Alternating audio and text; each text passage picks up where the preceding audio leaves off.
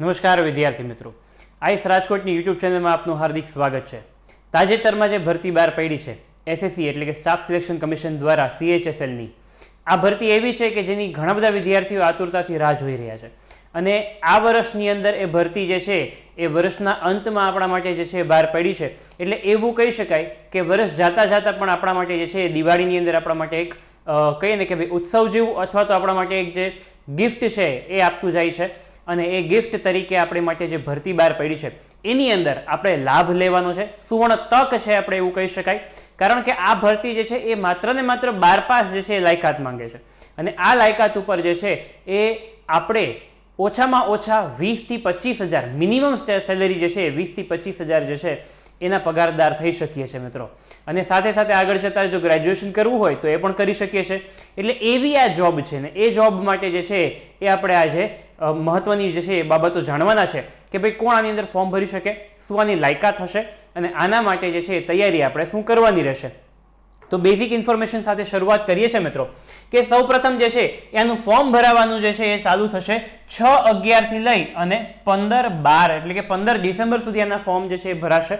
અને ત્યાર પછી એવું કીધું છે કે last date end time for apply online form application કરવા માટે 15 તારીખ ડિસેમ્બર મહિનાની 2020 અને રાતના 11:30 વાગ્યા સુધી આનું ફોર્મ જે છે ઓપન રહેશે. એટલે ત્યાં સુધી આપણે ફોર્મ ફિલઅપ કરી શકશું.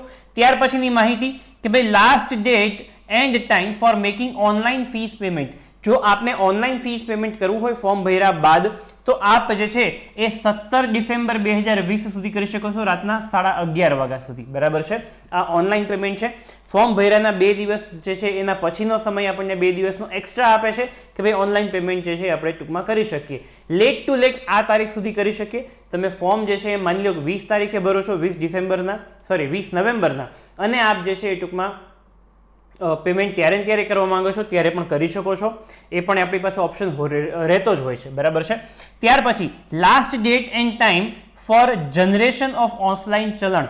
આ એક ભરતી એવી છે કે જેની અંદર તમે ઓફલાઈન પેમેન્ટ પણ કરી શકો છો. તો ઓફલાઈન પેમેન્ટ જે છે એના માટે ચલણની રિક્વાયરમેન્ટ હોય અને એ ચલણ જે છે એને જનરેટ કરવા માટેની છેલ્લી તારીખ 21/12 રાતના 11:30 વાગ્યા સુધી 21 ડિસેમ્બર. બરાબર છે. એટલે આ વસ્તુ આપણે ખાસ કરીને ધ્યાનમાં રાખીશું. અને ત્યારબાદ last date four payment through ચલણ. તમારે ચલણ જે છે એ ભરવાનું રહેશે. એની છેલ્લી તારીખ શું તો કે during working hours of bank. એ છે 21 તારીખ ડિસેમ્બર મહિનાની એ જે છે લાસ્ટ ડેટ હશે. એટલે કે ફોર્મ ભરવાની છેલ્લી તારીખ 15 બરાબર છે અને ફીસ પેમેન્ટની ઓફલાઈન ફીસ પેમેન્ટની છેલ્લી તારીખ 21 રહેશે. ત્યાં સુધી આપણે ભરી શકશું. 21 તારીખ પણ જે છે એ બેન્કિંગ આવર્સના સમયમાં જ ભરાશે, કારણ કે ચલણ લઈને ઓફલાઈન પેમેન્ટ છે એટલે બેંક ખુલ્લી હોય ત્યાં સુધી જ આપણે જઈ શકીએ. બરાબર છે. એટલે આટલી બેઝિક ડિટેલ જે છે એ ફોર્મ ભરવાથી લઈને ફીસ પેમેન્ટ સુધીની હતી. એમાં છેલ્લી તારીખની એ વસ્તુ હતી એ આપણે ખાસ કરીને જણાવી છે મિત્રો, ધ્યાન રાખજો. ઓનલાઈન પેમેન્ટ કરતી વખતે આપ એટલું પણ ધ્યાનમાં રાખી શકો છો કે ઓનલાઈન પેમેન્ટ જે છે એ ભીમ, UPI, credit card, debit card, net બેન્કિંગથી થઈ શકે અને એ આપનું ન હોય તો પણ ચાલે. બરાબર છે. કારણ કે કદાચ ઘણા બધા વિદ્યાર્થીઓ એવા હોય કે જેનું પોતાનું જે છે ટૂંકમાં ક્રેડિટ કાર્ડ, ડેબિટ કાર્ડ કે નેટ બેન્કિંગ અથવા તો ભીમ કે કોઈ યુપીઆઈ પોતાનું ન હોય તો એ ફાધર, મધર, ભાઈ, બહેન કે કોઈનું પણ ફ્રેન્ડ્સનું યુઝ કરી શકે છે. એમાં કોઈ ઇશ્યુ નથી. ત્યાર પછી schedule of computer based examination એટલે કે ટિયર 1. આ ભરતી જે છે એની અંદર 3 તબક્કામાં પરીક્ષા લેવાતી હોય છે અને આ 3 તબક્કાની જે પરીક્ષા છે એમાં પહેલા તબક્કામાં ઓબ્જેક્ટિવ ટેસ્ટ કોમ્પ્યુટર બેઝડ હોય છે, સેકન્ડ તબક્કામાં ડિસ્ક્રિપ્ટિવ ટેસ્ટ જે પેન એન્ડ પેપર મોડમાં હોય છે અને ત્રીજા તબક્કામાં જે છે એ ટાઈપિંગની ટેસ્ટ રહેશે. બરાબર છે. એમાંથી આ પહેલા તબક્કાની જે પરીક્ષા છે એ 12 એપ્રિલથી લઈ અને 27 એપ્રિલ 2021 દરમિયાન લેવાશે. બરાબર છે. એસએસસીની અગાઉ પણ જે ભરતી લેવાની હતી એમાં પણ કદાચ આપ સૌએ ફોર્મ ભર્યું હશે તો આપને ખ્યાલ હશે કે માર્ચ મહિનાના એન્ડમાં જે છે એ બીજી 2 ભરતીઓની એસએસસી દ્વારા પરીક્ષા લેવાય છે અને ત્યાર પછી આ ત્રીજી ભરતી છે કે જેની પરીક્ષા જે છે એ ટૂંકમાં એ લોકો એપ્રિલ મહિનાની અંદર એના પછી જે છે એ ટૂંકમાં લેવાના છે. એટલે અહીંયા આપણે એ વસ્તુ ધ્યાનમાં રાખીશું કે 12 થી 27 દરમિયાન ગમે ત્યારે આપણો વારો આવી શકે. કોલ લેટર એની અગાઉ આવશે એટલે ત્યારે આપણને ખ્યાલ આવશે કે ભાઈ કઈ તારીખે આપણે કયા સમયે જે છે આપણે જવાનું રહેશે. બરાબર છે. કોલ લેટરની અંદર ડિટેલ્સ આપેલી છે. ત્યાર પછી ટિયર 2 જે એક્ઝામ છે એ ડિસ્ક્રિપ્ટિવ પેપર છે. ડિસ્ક્રિપ્ટિવ પેપર જે છે એના વિશે માહિતી પછી આપશે કે ભાઈ પરીક્ષા ક્યારે લેવાશે. બરાબર છે. એટલે પહેલી પરીક્ષા લેવાઈ જશે, ત્યાર પછીનું રિઝલ્ટ બહાર પડશે ત્યારે જ સાથે ઇન્ફોર્મેશન આપશે કે બીજી પરીક્ષાનું કોલ લેટર ક્યારે અને એની પરીક્ષા ક્યારે લેવાશે. એટલે એટલી જે છે બેઝિક ડિટેલ અત્યારે આપણને આપેલી છે અને અગત્યની તારીખો જે છે એ આપણે ખાસ કરીને અહીંયા ધ્યાનમાં રાખીશું. ત્યાર પછી કઈ કઈ પોસ્ટ માટે આ ભરતી બહાર પડી છે તો કે લોઅર ડિવિઝન ક્લર્ક, બરાબર છે, જુનિયર સેક્રેટરીયલ આસિસ્ટન્ટ, ત્યાર પછી પોસ્ટલ આસિસ્ટન્ટ, સોર્ટિંગ આસિસ્ટન્ટ અને ત્યાર પછી data entry operator. Data entry ઓપરેટરની અંદર ગ્રેડ એ કરીને જે છે એ ટૂંકમાં એવી પણ પોસ્ટ છે, એટલે એ પણ આપણે ખાસ કરીને અહીંયા ધ્યાનમાં રાખીશું. કારણ કે data entry operator controller and audit department જે હોય છે એની અંદર ડેટા એન્ટ્રી ઓપરેટરની જરૂર હોય, એટલે એની અંદર જે પોસ્ટ હોય એમાં ગ્રેડ એ જે છે એ રિક્વાયરમેન્ટ રહેતું હોય છે. આગળ એના વિશે આપણે ખાસ કરીને ધ્યાનમાં રાખીશું, બરાબર છે. એટલે આટલી બેઝિક જે છે. અને આનું જે છે એ ટૂંકમાં પોસ્ટિંગ કંઈક એવી રીતે હોય, જોબનું સિલેક્શન, કે ભાઈ આપનું મેરિટ જે પ્રમાણે તૈયાર થાય એ મેરિટ ઉપર જે છે એ ટૂંકમાં આપને જોબ મળતા હોય છે, બરાબર છે. દરેક માટે અલગ અલગ મેરિટ હોય છે. એક્ઝામ જે છે બધા માટે સરખી અને એક જ હોય છે, અલગ અલગ પરીક્ષા કે અલગ અલગ ફોર્મ નથી રહેતું, બરાબર છે. એટલે એ વસ્તુ આપણે અહીંયા ખાસ કરીને ધ્યાનમાં રાખીશું. ત્યાર પછી મિત્રો કે ભાઈ એજ લિમિટની વાત કરીએ તો 18 વર્ષથી લઈને મેક્સિમમ 27 વર્ષ જનરલ કેટેગરીના ઉમેદવાર માટે.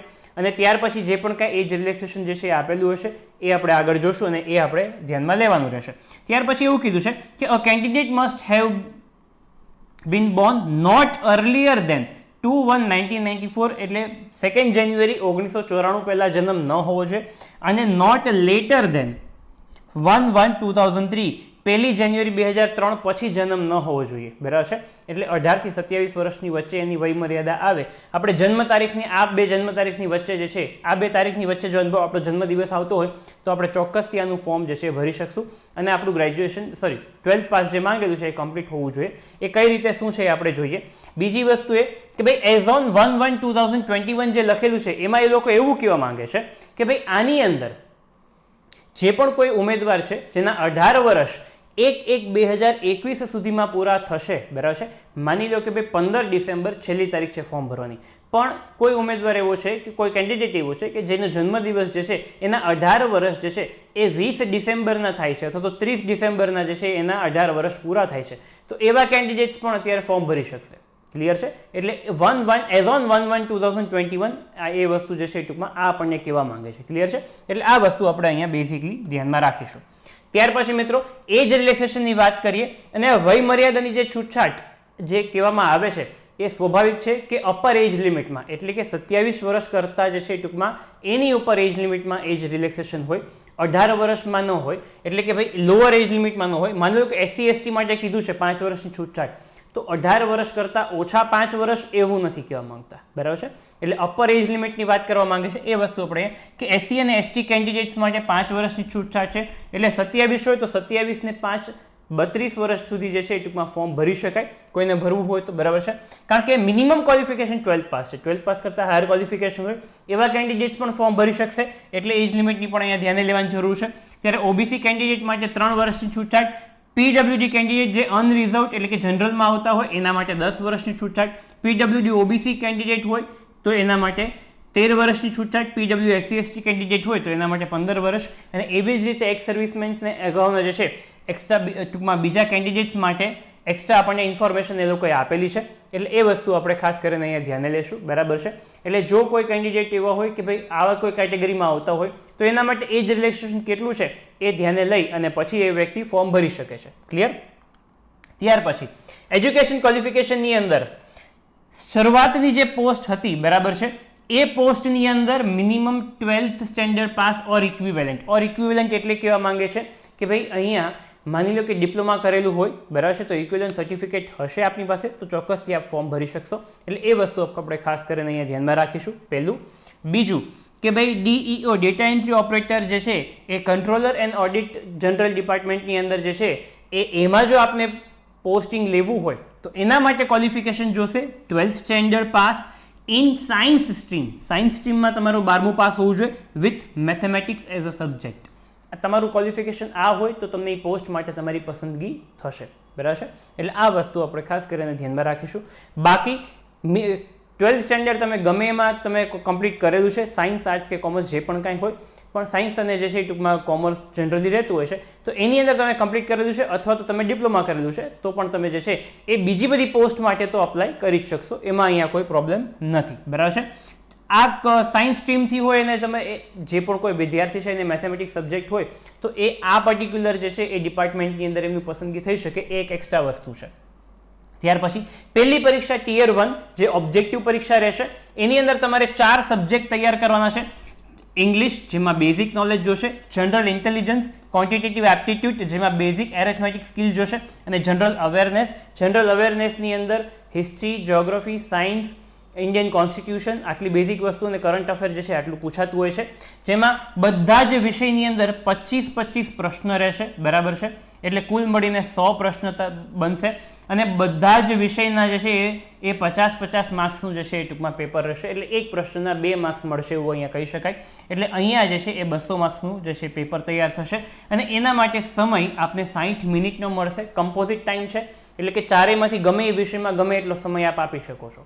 ક્લિયર? જનરલી ડિવાઈડ કરીએ તો 60 ભાગ્યા 4 વિષય એટલે 15-15 મિનિટનો સમય આપણે આપણને નક્કી કરી શકાતું હોય. પણ એવું કહી શકું હું કે ભાઈ ઇંગ્લિશ છે, બરાબર છે, અને સાથે સાથે જનરલ અવેરનેસ છે. આ 2 વિષય એવા છે કે જેમાં તમારે ગણતરીનો સમય ન આપવાનો હોય. તમે પ્રશ્ન વાંચો, ઓપ્શન વાંચો, જવાબ આવડતો હોય તો ટિક કરીશું, ન આવડતો હોય તો સ્કીપ કરીશું, અથવા તો 5 સેકન્ડ 10 સેકન્ડ આપણે વિચારવા માટે લેશું, બરાબર છે. જ્યારે બીજા 2 વિષય એવા છે કે જેમાં તમારે ગણતરી કરવી પડે ગણિતના કે રિઝનિંગના સબ્જેક્ટની અંદર, અને ગણતરી કર્યા પછી જવાબ જો આપણો જે ખોટો પડ્યો હોય તો ફરી ગણવું પડે, એટલે એની અંદર એક્સ્ટ્રા ટાઈમ આપવો પડે.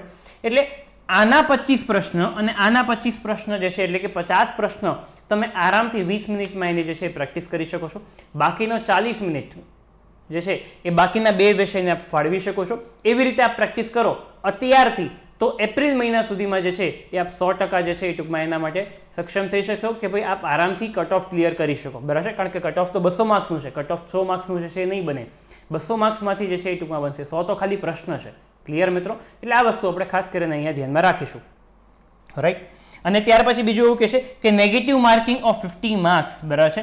એક પ્રશ્ન ખોટો મળે 50 માર્ક્સ તમારા કપાઈ જશે. એટલે નેગેટિવ માર્કિંગ અહીંયા છે અને એ આવી રીતે છે. ક્લિયર મિત્રો?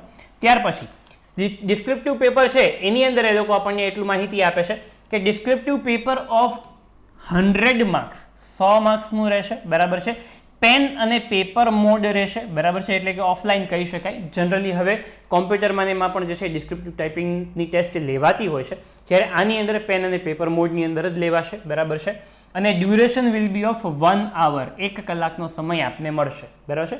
ઓકે, ત્યાર પછી બીજી માહિતી શું આપે છે તો કે 20 minutes of compensatory time will be also be provided to the candidates eligible for scribe as per para 8.1 8.2 above. એટલે કે અહીંયા એવું કહેવા માંગે છે કે ભાઈ જે પીડબ્લ્યુડી કેન્ડિડેટ્સ હશે, બરાબર છે, એમને 20 મિનિટનો એક્સ્ટ્રા સમય જે છે એ ટૂંકમાં આપવામાં આવશે પરીક્ષા માટે. એટલે એ અહીંયા છે. ત્યાર પછી the paper will comprise of writing essay, letter, application, phrases etcetera. આટલી વસ્તુ જે છે એ ટૂંકમાં તમને આમાંથી કોઈ પણ વસ્તુ લખતા જે છે એ ટૂંકમાં તમને પ્રશ્નોમાં આવી શકે છે. એટલે એ આપણે અહીંયા ધ્યાનમાં રાખીશું. 100 માર્ક્સનું પેપર રહેશે, 1 કલાકનો સમય રહેશે, બરાબર છે. એટલે આ બેઝિક વસ્તુ આપણે અહીંયા ધ્યાનમાં રાખીશું. પત્ર લેખન, નિબંધ લેખન ને એ વસ્તુ આપણે એપ્લિકેશન લખવા માટે એટલી બેઝિક આપણને જે છે એ ફાવટ આવી જોઈએ. અત્યારે ફોર્મ ભરતી વખતે તમને ફાવટ ન હોય, ચાલી શકે, પણ એપ્રિલ મહિના સુધીનો સમય છે. ડિસેમ્બર, જાન્યુઆરી, ફેબ્રુઆરી, માર્ચ આ 4 મહિના તો પૂરેપૂરા મળે છે, બરાબર છે. અને આપણે થોડાક દિવસો એપ્રિલના અને થોડાક દિવસો જે છે નવેમ્બરના ગણીએ તો આપણે 5 મહિનાની પૂરી તૈયારી કરી શકીએ છીએ. અને 5 મહિનામાં 100% જે છે એવી તૈયારી થઈ શકે કે જેમાં આપ સફળ થઈ શકો. ક્લિયર છે મિત્રો? ખૂબ જ સારો સમય આપણી પાસે જે છે આ છે. અત્યારે ફોર્મ ભરી દઈ અને એપ્રિલ મહિનામાં આપણે જે છે એની પરીક્ષા આપવાની છે. એટલે ખૂબ સારો સમય આપને મળી શકશે. 12 પાસ ઉપર ઓછામાં ઓછો 25,000 રૂપિયાનો જે છે એ પગાર આપને કમાવાનો જે છે એ તક મળી રહી છે. અને અત્યારે આવી મહામારી વચ્ચે આવી તક જે છે એ આપણા માટે ખરેખર સુવર્ણ છે એવું આપણે કહી શકાય. ખ્યાલ છે મિત્રો? હવે ત્યાર પછી ત્રીજી વસ્તુ ટાઈપિંગની છે. ત્રીજી એક્ઝામ એ ટાઈપિંગ ટેસ્ટની અંદર શું રહેશે તો કે શરૂઆતની જે સ્ટાર્ટિંગની પોસ્ટ છે, પોસ્ટલ આસિસ્ટન્ટ, સોર્ટિંગ આસિસ્ટન્ટ છે કે એલડીસી છે કે જેએસની પોસ્ટ છે, તો એની અંદર જે છે ટાઈપિંગ માટે આપણને એવું એ લોકો જણાવે છે કે typing test will be Hindi or English લેંગ્વેજમાં હશે. ઓર છે એટલે બંનેમાંથી કોઈ પણ લેંગ્વેજ આપણે પસંદ કરી શકીએ. The candidate will have to opt the medium of language, બરાબર છે, એટલે કે હિન્દીમાં ટાઈપ કરું કે ઇંગ્લિશમાં, of typing test that is either Hindi or English in the online application form, એટલે ફોર્મ ભરતી વખતે જ પસંદ કરી લેવાનું રહેશે, બરાબર છે. એટલે આપણે ફોર્મ ભરતી વખતે જ નક્કી કરી લેવાનું કે મારે હિન્દીમાં ટાઈપિંગ કરવું છે કે ઇંગ્લિશમાં. મોટા ભાગે ઇંગ્લિશમાં જ ફાવટ આવશે, એટલે ઇંગ્લિશ જ જે છે એ કરવાનું રહેશે. ત્યાર પછી ઇંગ્લિશ ટાઈપિંગ સ્પીડ જે છે ઓફ 35 વર્ડ પર મિનિટ રહેશે, અને હિન્દી જો સિલેક્ટ કરો છો તો 35 વર્ડ પર મિનિટની ટાઈપિંગની સ્પીડ તમારી જોશે. એટલે આ વસ્તુ આપણે અહીંયા ખાસ કરીને ધ્યાનમાં રાખી શકીએ છીએ. ક્લિયર? એટલે ત્રીજા તબક્કાની પરીક્ષા, હવે તમે વિચાર કરો આ ત્રીજા તબક્કાની પરીક્ષા ક્યારે આવશે? એપ્રિલ મહિનાની અંદર આ લોકો પહેલા તબક્કાની પરીક્ષા લેશે, અને એ પણ 27 એપ્રિલ છેલ્લી તારીખ છે. ત્યાર પછી રિઝલ્ટ બે ચાર દિવસમાં તો રિઝલ્ટ આવશે નહીં, બરાબર છે. ઓછામાં ઓછા 15 થી 20 દિવસની ગણતરી કરી શકાય, અને એના પછી બીજા 15 થી 20 દિવસ પછી ડિસ્ક્રિપ્ટિવ, એટલે એપ્રિલ મહિનો આખો વયો ગયો, બરાબર છે. ત્યાર પછી ડિસ્ક્રિપ્ટિવ ટેસ્ટ એટલે કે ટિયર 2 ખતમ થશે તો મે મહિનો આખો કમ્પ્લીટ થશે. મિનિમમ પણ આપણે એવી ગણતરી કરી શકીએ કે જૂન એન્ડમાં જે છે એ ટાઈપિંગ ટેસ્ટ આવે, ત્યાં સુધી પ્રેક્ટિસ જે છે એ આપણે કરીએ તો આરામથી પાસ થઈ શકશું. અને એના માટે અત્યારથી જો શરૂઆત કરી દઈએ તો આરામથી આપણી આ સ્પીડ જે છે આવી શકશે, એના માટે કોઈ પ્રશ્ન થશે નહીં. ત્યાર પછી ડેટા એન્ટ્રી ઓપરેટરની જે છે એની અંદર એ લોકો ટાઈપિંગ સ્કિલની અંદર શું માંગે છે તો કે skill test will be mandatory for data entry operator. Data entry operator speed of 8000 key depression per hour on computer, બરાબર છે. અને ત્યાર પછી ગ્રેડ એ ની જે ડેટા એન્ટ્રી પોસ્ટ છે એમાં speed of 15000 key depression per આવર in computer, એ વસ્તુ એ લોકો કહેવા માંગે છે, બરાબર છે. એટલે કે ભાઈ મેં તમને કીધું હતું કે controller and accountant general office છે એ ઓફિસની અંદર જો આપને જવું હોય તો એના માટે ડેટા એન્ટ્રી ઓપરેટર જે છે એ પોસ્ટ માટે ટાઈપિંગની સ્પીડ થોડીક વધારે જોશે, એટલું ઇન્ફોર્મેશન એ લોકો અહીંયા માંગે છે. કારણ કે એ પોસ્ટ માટે પણ ઘણા બધા વિદ્યાર્થીઓ જે છે એલિજિબલ હોય, તો એના માટે આ માહિતી ઇન્ફોર્મેશન અગત્યની છે. એપ્લિકેશન ફીસ આપના માટે રહેશે 100 રૂપીઝ, અને 100 રૂપીઝ એપ્લિકેશન ફીસ છે એમાં એ લોકો આપણને એવું જણાવે છે કે woman candidate and candidate belonging to scheduled caste એટલે SC ST candidates, person with disabilities એટલે and ex servicemen eligible for reservation are exempt for payment of fees, એટલે એ લોકોને ફીઝનું પેમેન્ટ જે છે એ કરવાનું રહેશે નહીં. એટલી ઇન્ફોર્મેશન એ લોકો અહીંયા આપણને આપી રહ્યા છે કે ભાઈ આટલા વ્યક્તિઓને ફીઝનું પેમેન્ટ કરવાનું નથી, આ સિવાયના વ્યક્તિઓ જે છે એ લોકોને ફીઝનું પેમેન્ટ કરવાનું રહેશે, અને એ પણ માત્ર 100 રૂપિયા છે ફીઝ, બહુ વધારે ફીઝ અહીંયા નથી. એ આપણે અફોર્ડ આરામથી કરી શકીએ, એના માટે કોઈ પ્રશ્ન જ નથી. ત્યાર પછી એક્ઝામ સેન્ટર જે છે ક્યાં ક્યાં રહેશે તો કે અમદાવાદ છે, આણંદ છે, ગાંધીનગર છે, મહેસાણા છે, રાજકોટ છે, સુરત છે, વડોદરા છે. આટલા એક્ઝામ સેન્ટર્સમાંથી આપણે કોઈ પણ એક્ઝામ સેન્ટર્સ પસંદ કરી શકીએ છીએ. એટલે અહીંયા આટલી બેઝિક ઇન્ફોર્મેશન જે છે ખાસ કરીને આપના માટે હતી મિત્રો. બીજી વસ્તુ એ કે આવી પરિસ્થિતિમાં આપણે તૈયારી કરીએ છીએ અને આપણને પણ ખબર છે કે ભાઈ આ વર્ષની અંદર એટલે કે 2020ની અંદર જે છે એ આપણું એજ્યુકેશન પણ છે એમાં પણ પ્રોપરલી જે છે એ થયું નથી, આગળ વધ્યું નથી. ઘણા બધા વિદ્યાર્થીઓને ઘણી બધી જગ્યાએ પ્રોબ્લેમ્સ થયા છે, ઘણાને જે છે સ્કૂલ કોલેજીસમાંથી પ્રોબ્લેમ્સ થયા છે, ઘણાને ઘરે ઇન્ટરનેટની સુવિધામાં પ્રોબ્લેમ્સ થયા છે. એવી પરિસ્થિતિમાં આ એક વસ્તુ એવી છે કે જે આપણી વચ્ચે સુવર્ણ તક જે છે એ ટૂંકમાં લઈ આવીને ઊભી છે, તો આ તક આપણે ખાસ કરીને ઝડપી લેશું મિત્રો. આશા રાખું છું તમને બધી જે છે એ માહિતી મળી ગઈ હશે, બરાબર છે. નીચે ડિસ્ક્રિપ્શનમાં આપને ફોર્મ ક્યાંથી ભરવું એની લિંક પણ આપવામાં આવી છે, અને ત્યાર પછી આની ઓફિશિયલ નોટિફિકેશન છે એ પણ આપને જે છે એ આપવામાં આવી છે. છતાંય કાંઈ પ્રશ્ન રહી જતા હોય તો આપ પૂછી શકો છો, બરાબર છે. અને આના સિલેબસ વિશે એના વિશે પણ આપણે ખાસ કરીને આગળના વિડીયોમાં ચર્ચા જે છે એ કરવાના છે. થેન્ક યુ વેરી મચ, ધન્યવાદ, આભાર.